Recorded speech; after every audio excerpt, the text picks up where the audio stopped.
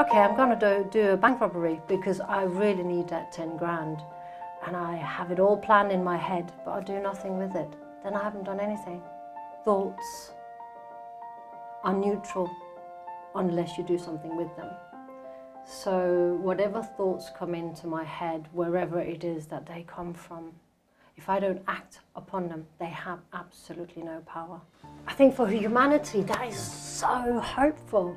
I mean, that means that just because your mom and dad were alcoholics or whatever it was, that means you're still okay. It means actually your parents are still okay. They're just having too much stuff happening in front of them. And then he came down again and he started to throw his cans at me. I was like, okay. Then he came up to me and he said, can I please have your? I said, no, you cannot. It's illegal to smoke in here. And then he spat at me. Then I stood up and told him to F off, and then I was flat on the floor. I had well, when I came to again, my nose was bleeding and people had disappeared. And the reason why I'm laughing at it is not that it was funny, because it wasn't a funny experience. But I went to see my friend who lived in London, and he said to me, Charlotte, what have I told you about going out clubbing on your own? So will this teach you not to go clubbing on my own? And I remember I said, no, it will not.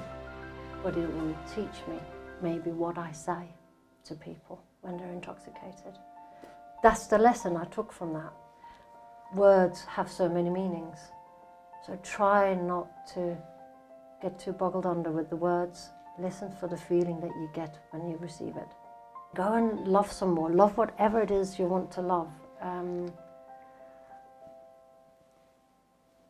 know that already within you, there's thousands of millions of particles of love. That's what you're made of. So don't worry, don't take it so serious. Do you know what? If somebody gave you $1,000, you would take the money. You wouldn't worry about, something didn't go to that way beforehand or whatever. You would take it and do something good with it. So if somebody handsome, beautiful and wonderful that I know is going to be part of my life walks past me, then I'm not going to let them go away. Why would I want to do that to myself or to them?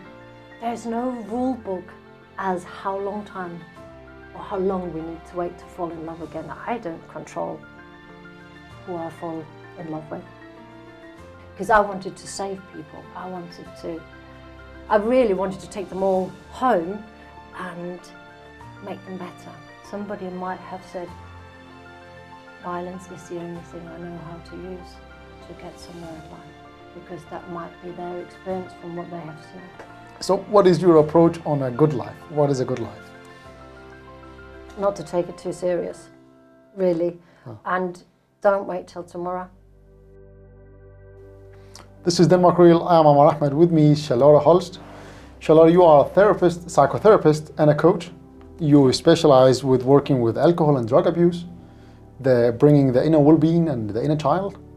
You also work with low self-esteem, anxiety and stress, and many other stuff. Welcome to you, Charlotte. Thank you. Thanks for having me. I'm honored to have you here.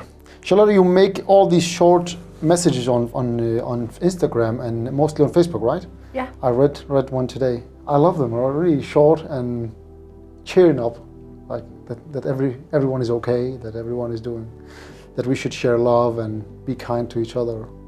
I love those messages. They're short and always cheer me up when I read them. Thank you. So yeah, thank you for that. Thank you for being you. You have been. Let's talk about one thing before all that. We were both nervous coming here today, right? Very. So I just want to poke into that. Yeah. I'm slightly shaking. Yeah. I can kind of feel it on my body, but I also know that that's part of a human experience for all of us. I'm not going to be the only one. You and me are not going to be the only one that's going to be nervous. But what I think is so important to know is just because we're nervous doesn't mean we can't do it. Just because we're nervous doesn't mean it stops us from doing what we love doing. And I think that to me is just the core of it. Just because we feel it and think it doesn't mean it's going to happen. It doesn't mean that it's truth. Yeah. Yeah, because you talked about, last time that, last time I saw you was at your home. Yeah. You had some sort of, what did you call it? Like a coffee cake Yeah. evening, yeah. You shared that it is not about the thoughts, but it is about acting on the thoughts. Yeah. So it's okay to have all sort of thoughts, especially a thought that, like, should I jump from a height? Oh, okay, it's really frightening, but if you don't act on the thought, there's no problem then. And that is so true. And that is part of the understanding that I share, that was, shall I say, uncovered by a guy called Sydney Banks. And today we call it the 3 principles. And one of the big, huge things for me when I first started hearing about this understanding is that thoughts are neutral unless you do something with them. So whatever thoughts come into my head, wherever it is that they come from, if I don't act upon them, they have absolutely no power. And I think I shared the story that evening when I was walking on the cliff and a friend was walking in front of me, and it's about 50, 60 meters down and there's no railing, and I walked not out to the cliff but close enough to feel that, but still I remembered so clearly the thought, I wonder what would happen if I jumped over. That's it, I walked away. And I didn't think any more of it that day at all. But this is what Sydney was pointing to. I had a thought, but it meant absolutely nothing because I did nothing with it. I didn't worry about it. I didn't worry myself that is there something wrong with me for having this, in my world at that time, slightly strange thought at the moment, because we all have them. Yeah. We all have what we turn into negative thoughts or weird thoughts. I can have a thought that, okay, I'm going to do a bank robbery because I really need that 10 grand and I have it all planned in my head, but I do nothing with it. Then I haven't done anything. I've done nothing except acknowledging the thoughts that I've had, but I've not acted on them. And to me, understanding and knowing, just because I think it, doesn't mean it's true. Doesn't mean it's reality. Doesn't mean that it's going to happen or not happen. It just means it's in my head. And your head will be filled with different thoughts than mine. Won't be the same, even though we watch the same film. Yeah, because a lot of times I'm thinking, get out of my head. Get out of my head.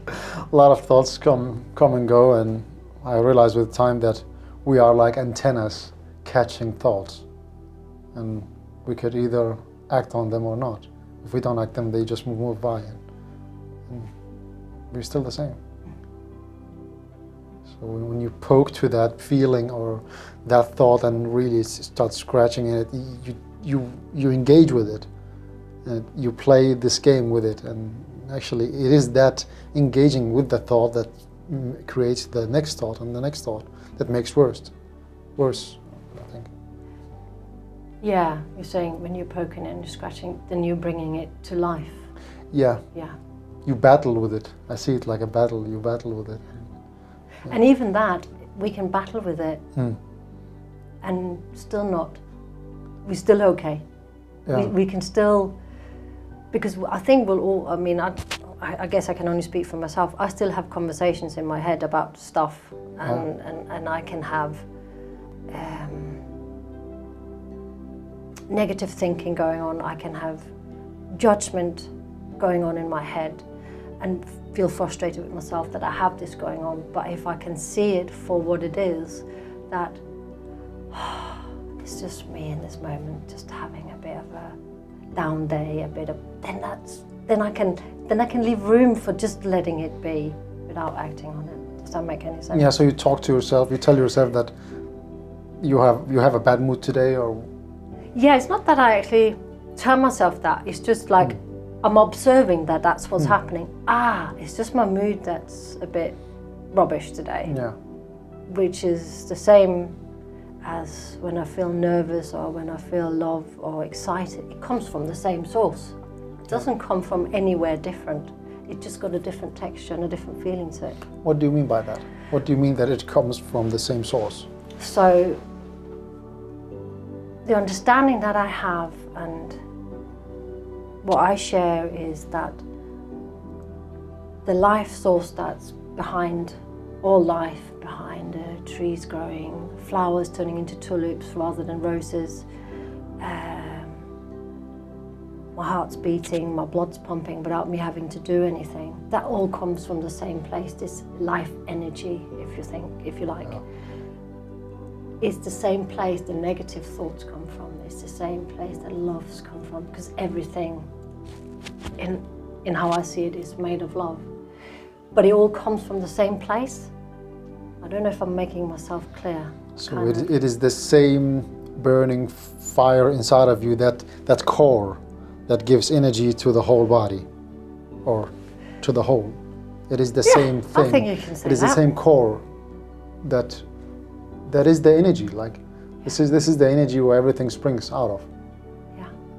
I was reading, a friend of mine have written a beautiful book called Pouring of Love.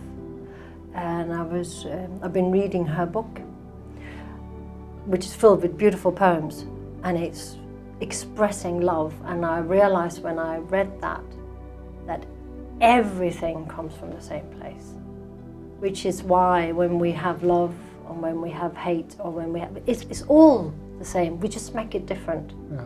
I know I find it difficult to express because it's more like a feeling than. It's more like a feeling and a knowing than, it's not up here. No. It's not intellectual. It's like an essence of life. Yeah. It's really, really difficult to explain feelings with words. Yes.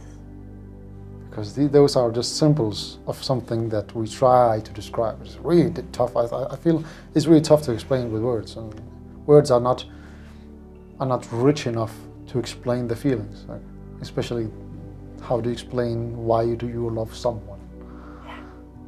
Tell me that you love me in words, like, oh wow. And it's so true. You used, what word was you just using? Not rich enough. And yet that is all we have. Yeah. Isn't it? And we do the best to convey a message, and we do the best that we can to ensure that somebody understands it, but what other people understand of what we're saying, we don't know, because that's not in our hands. So we can convey to the best that we can with words, but what people take and swallow and do with, that's out of my hands, or anybody else's hands for that matter. Yeah, because what I say and what I mean by different words could be something different. What you have an understanding of, or what you see it as, or you have another understanding. Everything could be translated while it's going to you, and things could could change. So you have been living in England for a long time of your life, right? About 24 years. 24 years of your life. Then I lived in Holland for 1 year. Yeah. Yeah, and how I came to England was actually when my father died when I was 21. Brought up with my dad. So my mum has another wonderful man at this time, and I've got a good relationship with her. But after all, my dad was the one I was brought up with, and it frazzled my world that he died. And I was actually in a very long-term relationship with someone else, and it kind of, I mean, I think we hear that quite often, death makes people reflect on things. And I was 21, and no disrespect to the guy I was with at the time, because he was an amazing man. But I realized that I wasn't living my life the way I wanted to live it. And I'd fallen in love with London when I was 16, when I came at school, and I decided, okay, now is the time. So this then happened after I'd separated from him and moved to Horsens, where I lived for about a year before I left to England. And obviously I sold my car, got rid of my stuff, well, some of it at least, and then came to England as an au pair. And I was an au pair for a family with 4 children, and I loved it, absolutely loved it. I loved the English culture, I loved the Cockney accent. I often went to London. I absolutely loved it, and also there was something about me, I could just be me. There was no judgment on I needed to fit into any boxes. I could be who I wanted to be because nobody knew me. So nobody had any expectations of me. That's how I saw it anyway. Yeah. And yeah, and then I stayed for 24 years. That's quite a long time. Yeah. Yeah. What did you enjoy there? Why did you stay that long? Well, I kind of started studying hotel management, which I put in there, there's a swear word in there, in the paper, but I decided that wasn't for me because I swore at one of the teachers. And then I worked in a pub. And I loved working in a pub. I mean, it's good fun. When you're 22 years old, you just want to have fun, and I did. But what I also noticed was, at that time, people who had issues with alcohol, obviously they would also come into the pub. And I tend to spend a lot of time talking to people with issues and try to help them. I've had people in my home that I didn't know because I wanted to help them, and I realized I am so not helping anyone because I wanted to save people. I really wanted to take them all home and make them better. At that time I did not realize that actually they were all whole inside, and they would be okay if they could grasp that. So, but anyway, my heart was in a good place, there's no doubt about that, it was. So that's when some of that started with regards to my interest in people with addiction. Well, I got married and had my first child there. And then I had a second one some years later. Yeah. I'm going to stop there and then you can ask me another question. Well, how was it living with your dad from the age of 6? Isn't that funny? Because, like you just pointed out, I was 6. But already at that time, you knew that I had a problem with it, because I really didn't. But people thought it was very strange that a daughter would be living with a dad. Why is that? Why would she not live with her mum?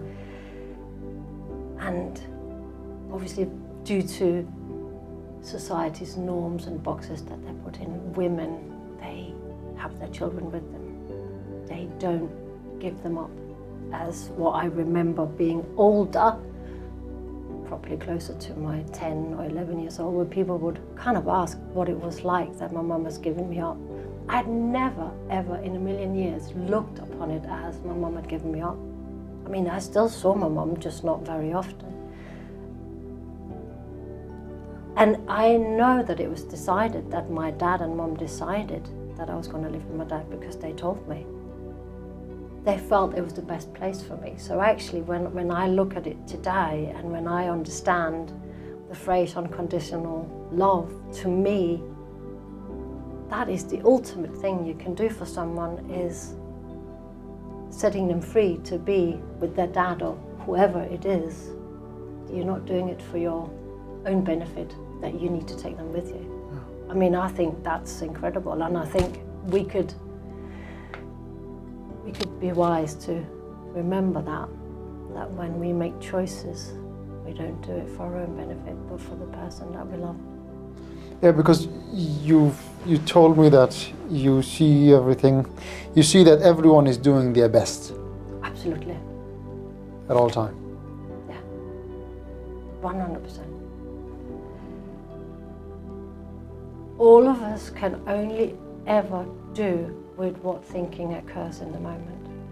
All of us can only ever do the best we can. If we could have done differently, we would have done so.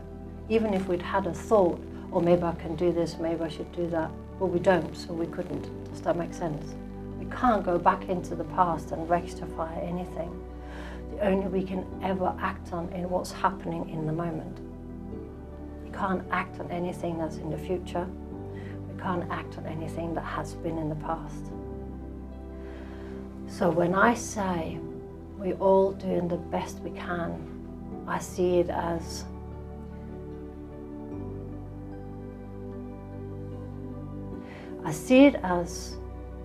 the life that we give our thoughts innocently. The thoughts that we innocently follow is what becomes the reality. And that's the best we could do. So, does it make any sense, Emma? Most of it, yeah. Okay. Yeah. So you mean that it is our innocent being that just act from what we have right now? Yeah. So I can't act from something I haven't got. No, but you can act from the resources you have right now. Exactly. Yeah. And that's all you can do. But that will be your best. Okay. So even though that doesn't mean to say that what people are doing, if they have violent behavior or any other behavior, that's okay. What I'm saying is that whatever it is that happens to that person in that moment, that's what they're reacting on. They're acting on what's happening in their head. So so you see it as a stimuli that that makes the action, that creates the action. So stimuli. Do you know what? I've struggled explaining this. Yeah. Because the way that I know it to be is that that's all we can do, is the best we can. And you and me may not see what the person is doing is the best. But if you were to speak to them, they would probably say, I did it because of X, Y, and Z. Yeah. So they would do it out from their best. Yeah. From whatever they have available, from whatever their past, whatever it is. Yeah, because we are shaped by everything. What do you actually mean by that? That we're shaped by everything that happens to us. Like, if I see it like a house, and before it became a house, it was bricks, a lot of bricks, and all these bricks are, when you build the house, the house is contained of all these bricks that collectively shapes that big house or the person. So every knowledge, every experience, every trauma, abuse, everything could shape this body or will shape this body. But you told me that you don't see that trauma is not that a person that experienced trauma or troubles in the earlier life, it is not that it will shape them that way. It cannot be linked directly. That it is not necessary. So, yeah, because I think the example I will use is that if you put 3 people in the same family with the same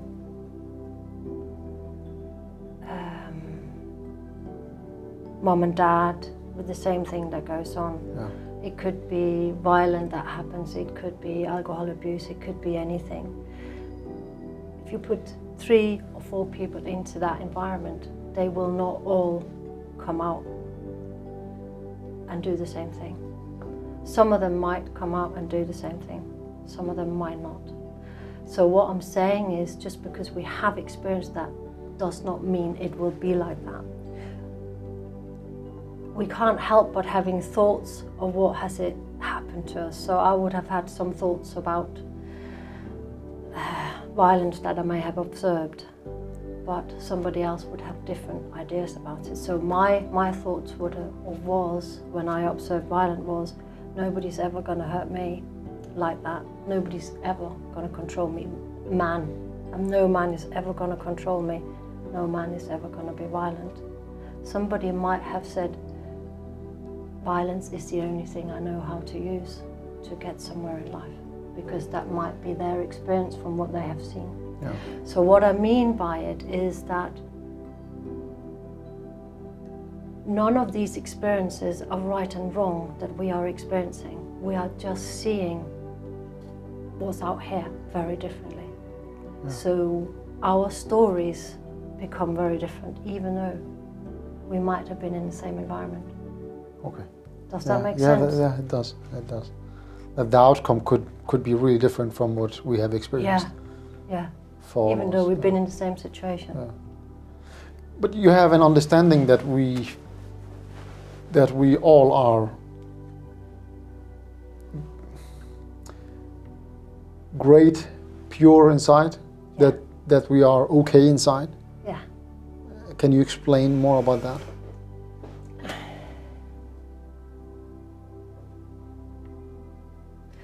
So,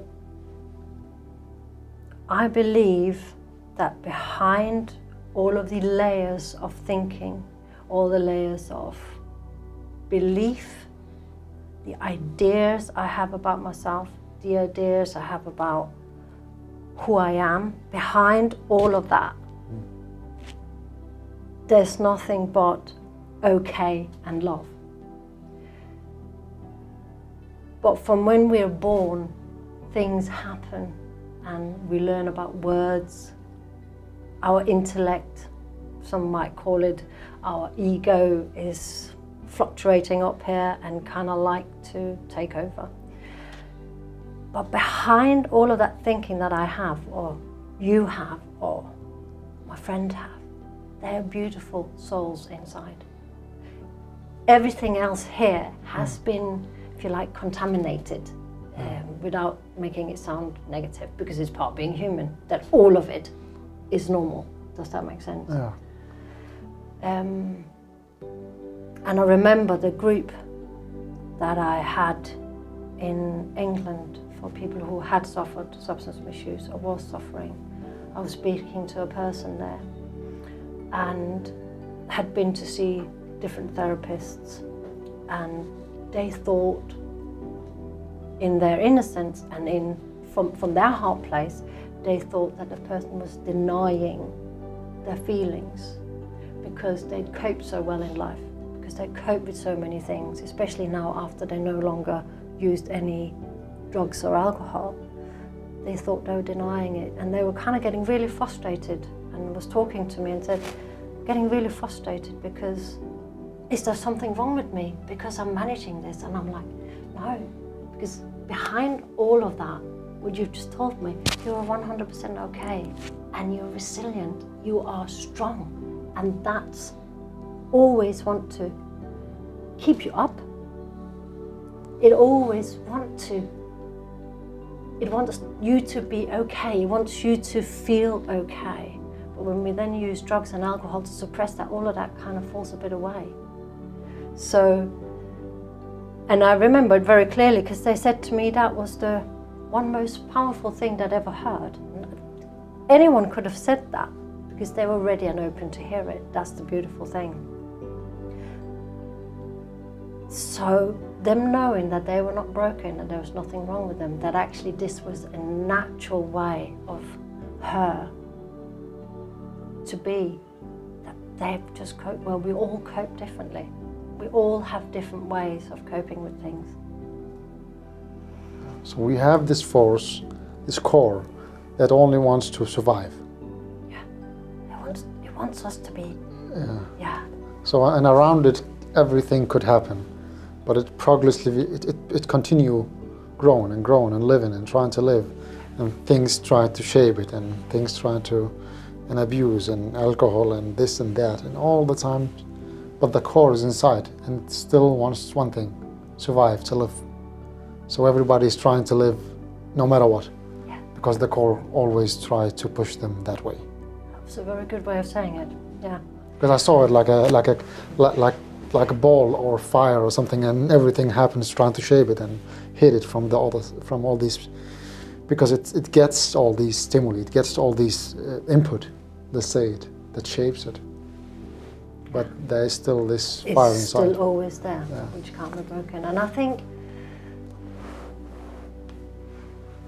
for humanity that is so hopeful. Yeah. I mean, that means that just because your mom and dad were alcoholics or whatever it was, that means you're still okay. It means actually your parents are still okay. They're just having too much stuff happening in front of them. Yeah. Or layers of belief. Because from my experience, when I have worked with people who have had substance misuse issues or having them, experiencing them, all they want is peace of mind. They want to get away from the constant bombarding of thinking that they're having, because they're taking their thinking extremely serious. So if they have a thought that says, you're a horrible person, you've done so many horrible things, they'll believe it, and then they will maybe drink another bottle of vodka. Or you're never going to be okay because of this happened to you. They will believe it. They take their thinking extremely serious. And like I said earlier when we started, we don't need to take our thinking serious. Our thinking is not truth. It is words. And then we make something of them. You're laughing. Yeah, because there's so many things that when I'm yelling in my head up to someone in front of me because he did something wrong. In my head I'm yelling. And I think, who said that? This is not my voice. This is not me.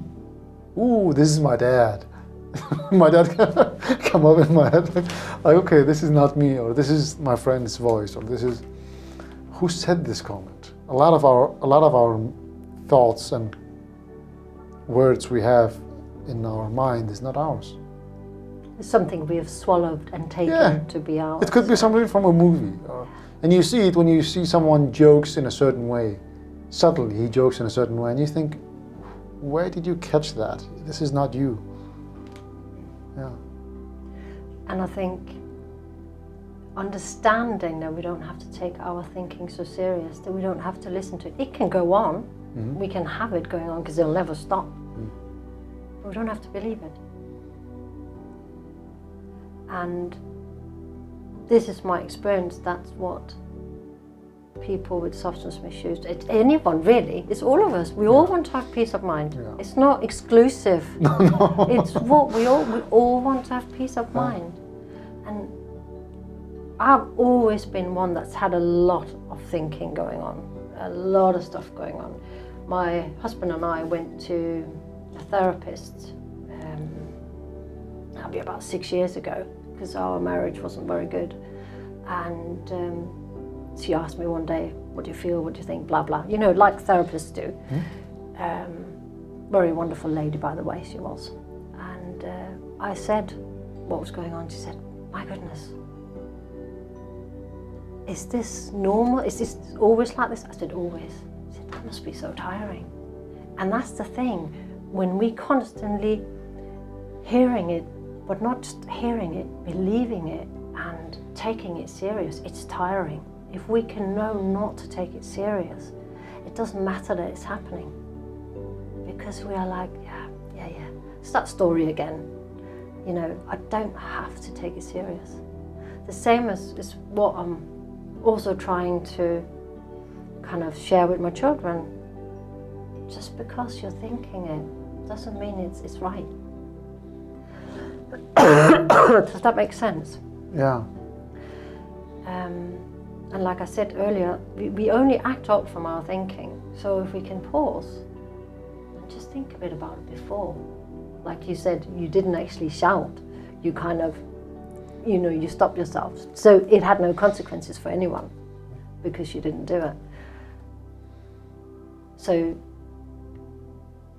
if people were to take just 2 things away from today. Not that that's up to me what people take away, because that's, we've talked about earlier, is that you're not broken and don't take your thinking so serious.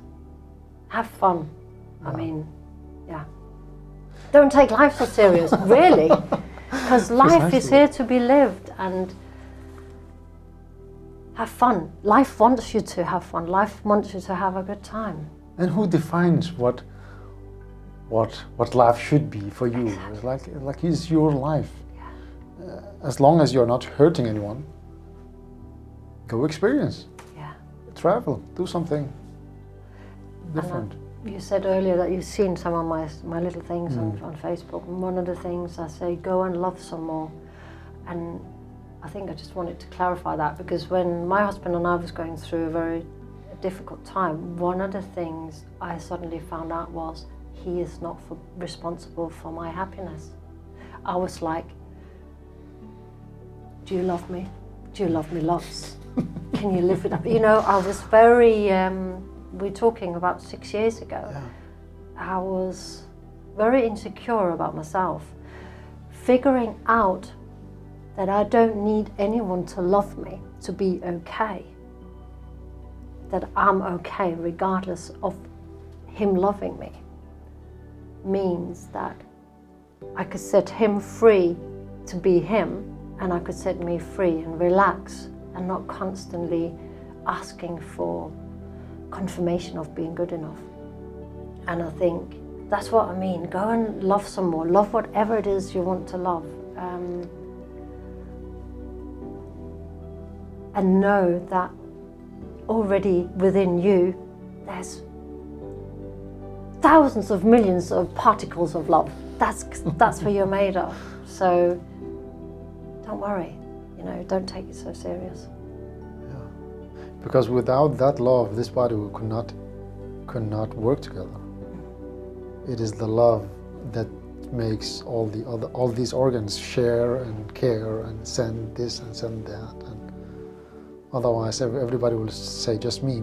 I don't. Yeah, yeah. I care only about me, and this body will. And I think that's the essence, like you just said. And of course, you know, I'll put these things up on Facebook, and nobody's life is perfect. I make mistakes. You know, nothing's perfect. But that's okay. That's kind of what makes this life interesting, is we never know what's around the corner. I said it on your voicemail. We don't know what the new is going to bring to us. We just have no idea. So we can plan as much as we like. We can think forward as much as we like on what's going to happen and worry about all of these things. But when we get to that place, it looks very different from what we thought. And we'll have new thinking. So we might not even worry about it. No. Because every day will be shaped from new thoughts, new thinking, and new desires, and new learning, new experience. You're always changing. You will see everything differently a second after, a minute after you read something or listened to something. There's something special. Yeah.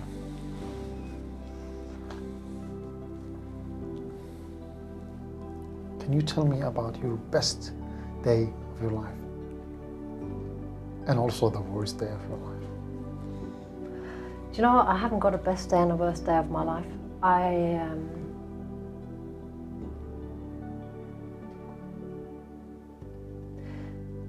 I've had some experiences that I hope I will never have again.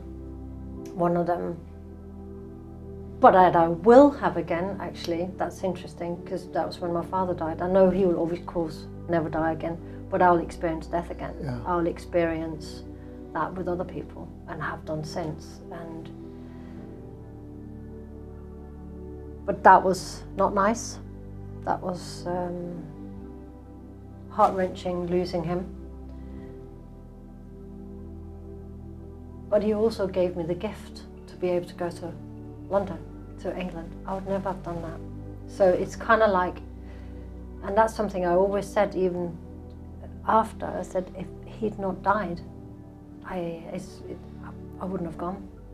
So I'm not saying anything what that means, I'm just saying that's what it was, and I'm not saying either I'm looking at the positive side of things. That's not what it was. It was just what I knew. I was assaulted one time in the underground in London. Somebody asked me for a lighter and I'm smiling because I kind of think it's funny, even though it wasn't at all. He'd follow me into the underground, into the train. I was going out partying on my own. My friend had decided to go home, and he'd been drinking, so he was quite intoxicated. And anyway, we ended up being in the same train. And he asked me for a lighter because he'd asked me outside and he'd been given one by me. And I said, no, you can't, because it's illegal to smoke in here. And he walked off, and then he came down again and he started to throw his cans at me. And I was like, okay. Then he came up to me and he said, can I please have your lighter? I said, no, you cannot. It's illegal to smoke in here. And then he spat at me. Then I stood up and told him to F off, and then I was flat on the floor. I had well, when I came to again, my nose was bleeding and people had disappeared.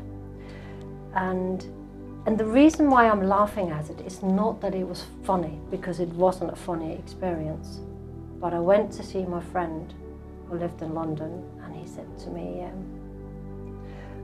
Charlotte, what have I told you about going out clubbing on your own?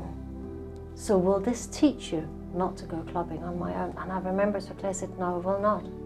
But it will teach me maybe what I say to people when they're intoxicated. That's the lesson I took from that, was that we need to live our life. We can't. For me, I don't want to let incidents stop me from doing other things just because it might be a possibility that it can happen again. And I'm not saying this is the right way of dealing with it, but it was the way that it was for me. But I wouldn't like to experience it again. When you ask what's your worst. Yeah.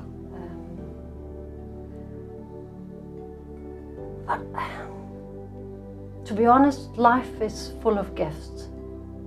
It's full of gifts, and one of the things I've noticed is that, I mean, my 4 children are my biggest gifts, but they're also some of my biggest teachers. And one of mine particularly teaches me patience. It's a difficult one. I'm not the most patient person in the world. And one of them is definitely humour. And then there's another one just about unconditional love, really. Unconditional love, which they kind of all do, but there's different things that my children teaches me, and it's honesty. Unadulterated honesty. And then when you watch children, you can see the essence that I'm talking about. Because when children are small, they don't have all of the beliefs and the thinking about themselves that we have. They just live in the world. They're not They self-aware yet. just enjoy. And that's the same spark that we all have. There's no difference. And that's one of the things that my kids are constantly reminding me. Yeah.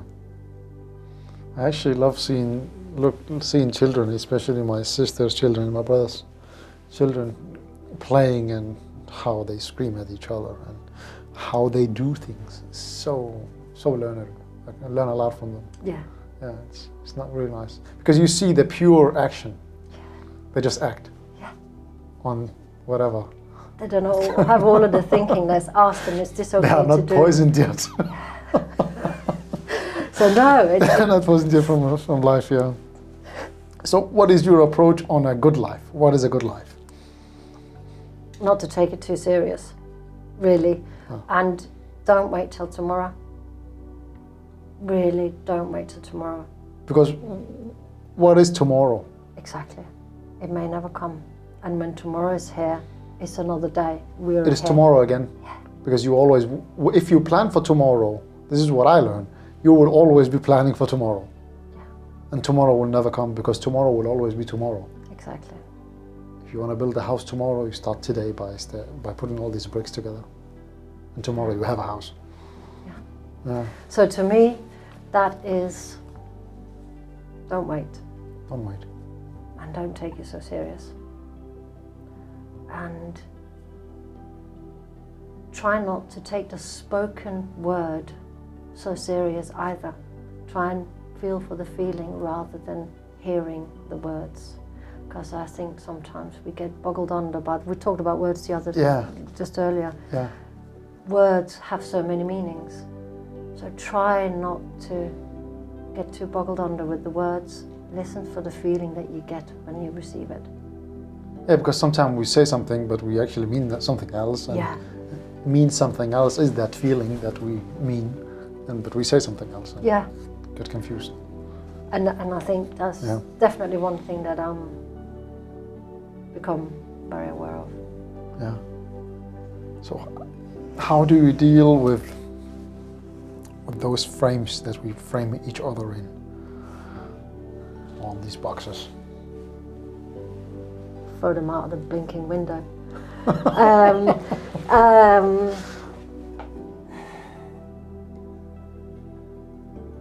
I don't deal with them.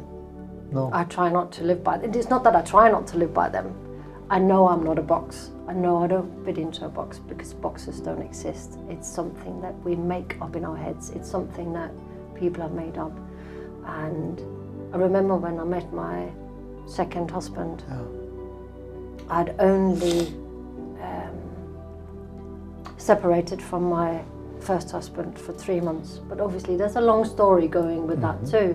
But I didn't love him anymore. No. We decided to separate. And then by pure chance I met my second husband. And you know, we also think we have types. And I'm not going to say what mine was, but he didn't fit into that box. But there was just an energy that drew me to him. I cannot explain it any other way. So that was another box that got thrown out the window that I thought about myself. I thought a man had to look like this or be like that. What a load of rubbish that was. And thank God I didn't listen to that thinking, but I followed my heart. Yeah. Because we've now been together for 14 years. But I remember people, you can't already fall in love. You can't. It is not right. You've only been separated for Only 3 months. Take care, be careful. And I'm like, do you know what? If somebody gave you $1,000, you would take the money. You wouldn't worry about, something didn't go to that way beforehand or whatever. You would take it and do something good with it. So if somebody handsome, beautiful and wonderful that I know is going to be part of my life walks past me, then I'm not going to let them go away. Why would I want to do that to myself or to them? So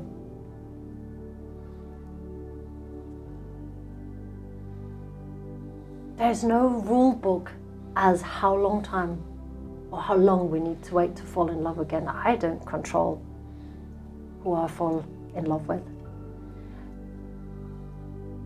But you know, I was going to say something, but that'll be another hour, so let's not. I'll stop it there. And I'm so glad that I didn't listen to the box in my head saying he didn't look like what you normally would think. It's the same again.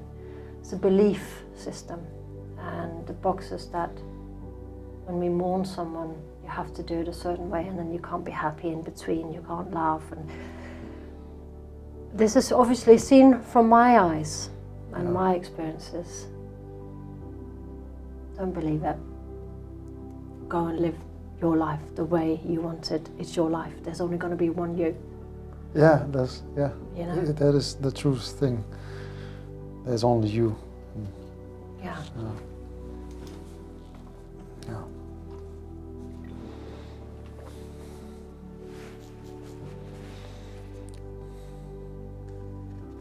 What have you learned the last 2 years that excited you the most?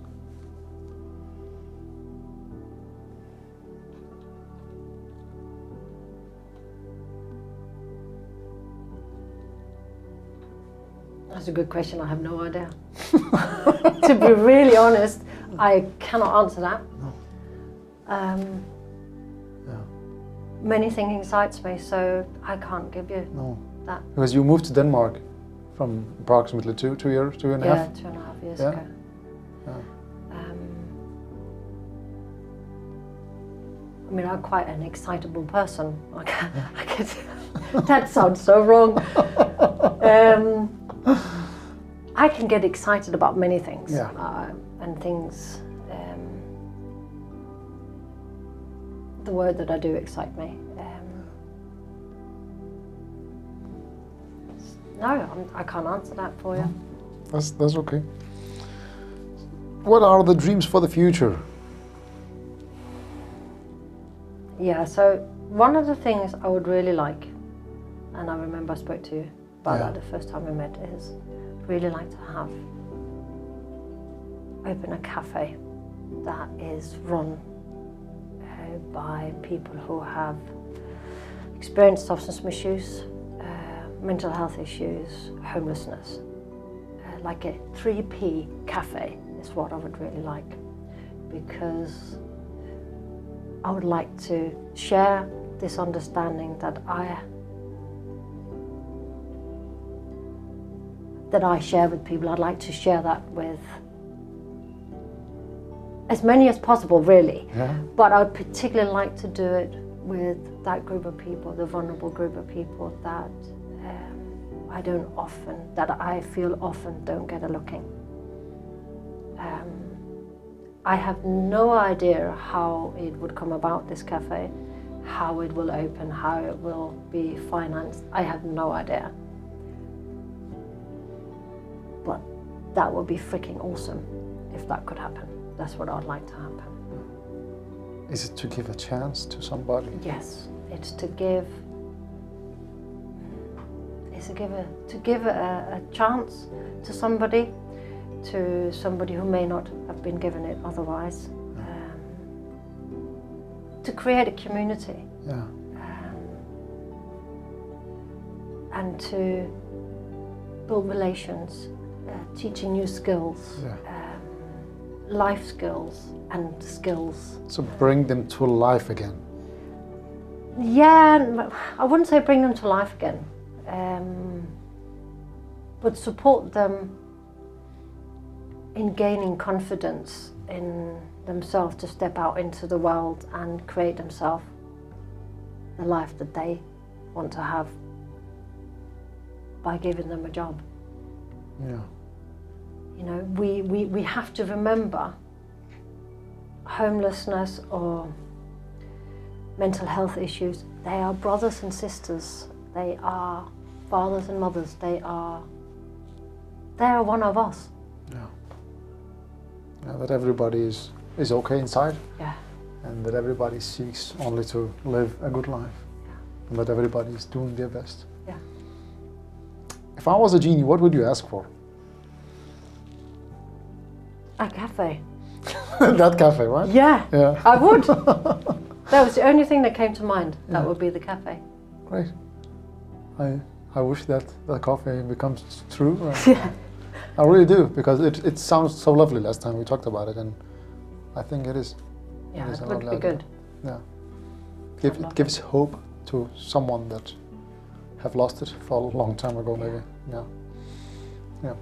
What is success for you? What do you define as success?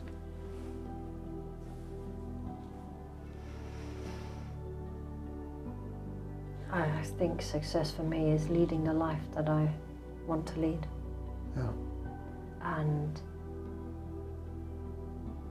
do you know what? That's what success is for me, is for people to lead the life that they want to lead. I used to have success, it would be counted in money. When years ago I worked as an executive sales consultant, that was money. But that's not success. Success is a good life. It's the life that I want to lead. Is it the well-being? Yeah. And then peace of mind, that I do the best I can. for myself and for my children. What makes you smile?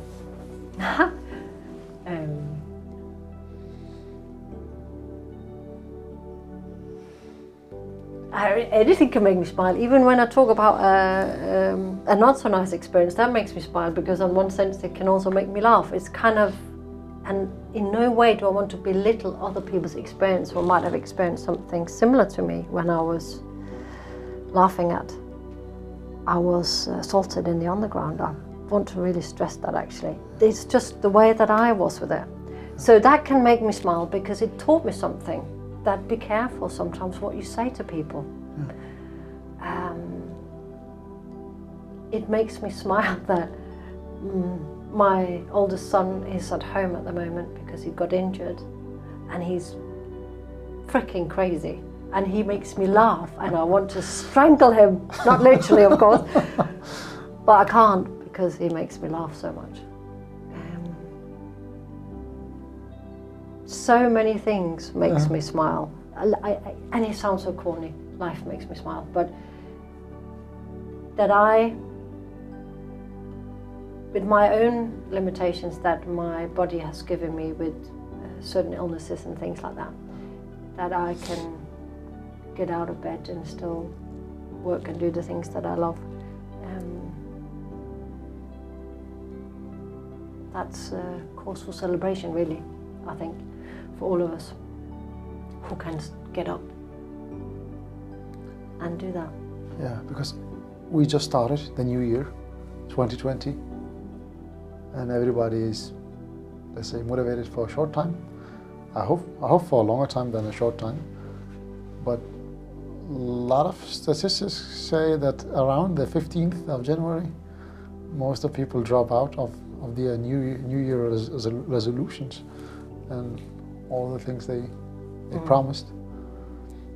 How do you keep yourself motivated? I mean, first of all, I don't do New Year resolutions. No. No. Like I said earlier, don't wait till tomorrow.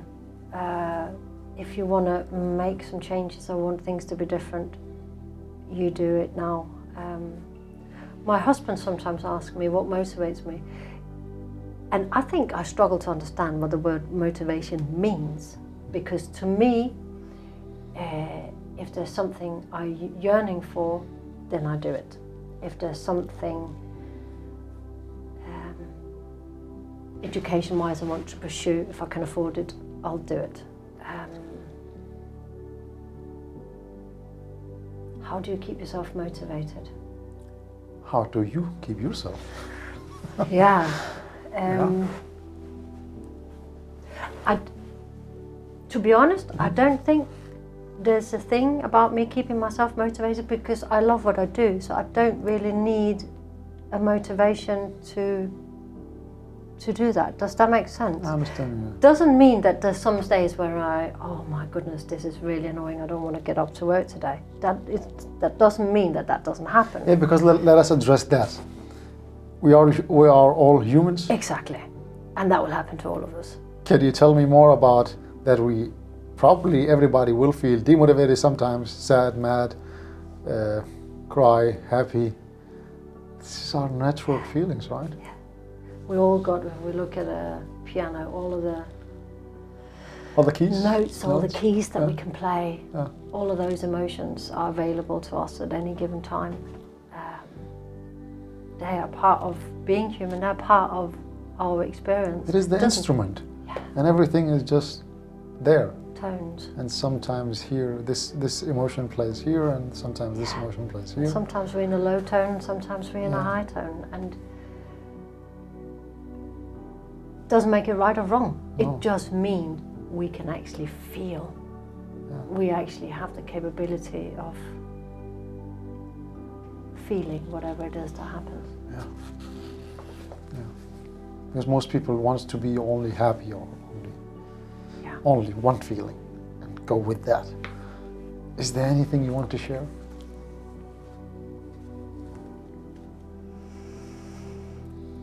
I think if I was going to share something, and I've shared it just a moment ago or earlier, is that when you have all of that tape recorder going on up here and you're hearing it from 10 years ago and you're hearing it from 5 years ago and it keeps playing and it keeps playing and it keeps playing. Remember that whatever it is that's playing, it is not happening. The only place it's happening is within you, and you're innocently bringing it to the mind. Yeah. Try not to listen to it. Try not to take it serious. And always know that you can never be broken. You're always whole inside. I know that. Yeah. And that whether you think it or not, you're capable of loving and being loved. Everyone is, because we're made of love, all of us. Yeah. Thank you, Charlotte, for your great stories and for being you. It was an honor to have you here. So, how can people reach out to you? Shall I give my... Yeah. So they can reach out to me on my website, which is www.danishlotus.com, or my Danish Lotus page on Facebook, or on email, which is thedanishlotus@gmail.com. Yeah. It'd be wonderful to hear from you. Thank you. So, this is Denmark Real. I'm Omar Ahmed. We had Charlotte with us today. It was great having her. You can watch this interview on YouTube or listen to it on Spotify and iTunes at Denmark Real. Thank you. Thank you. Thank you, Charlotte. And lovely. Thank you. Thank you.